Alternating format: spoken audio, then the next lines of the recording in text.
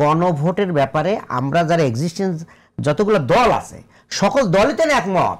তাহলে গণভোটের ব্যাপারে সবাই একমত হয়েছে। এখন শুধুমাত্র প্রয়োগটা কখন, কেউ বলছে নভেম্বরে, কেউ বলছে ফেব্রুয়ারিতে, এইটুকু পার্থক্য। না ঠিক আছে, ঠিক আছে, তারপর আমি ফিরে যেতে চাই।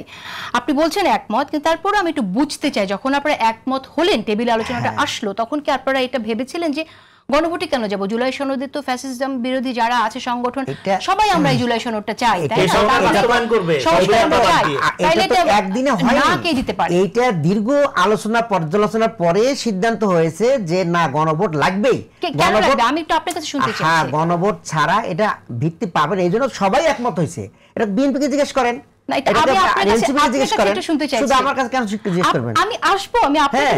উনি যে কথাটা বললেন এটা তো সঠিক নয়।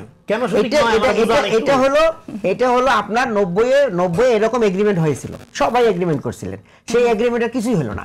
এটা যে আইনি ভিত্তি যদি থাকতো তখন, তাহলে এটা নড়াতে পারে। আর আপা, রুমিন আপা বলছেন যে এরকম অনেক সংশোধনী হয়েছে, পঞ্চম হয়েছে, সপ্তম হয়েছে, বাট এগুলো আবার আদালতে এসে আবার ভেনিশ হয়ে গেছে। কিন্তু যতই ভেনিশ হোক, পঞ্চম সংসদে বাতিল হয়েছে, বাট আপনার সপ্তম সংসদে বাতিল হয়েছে, অনেক আইন তারা বাতিল করতে পারে নাই।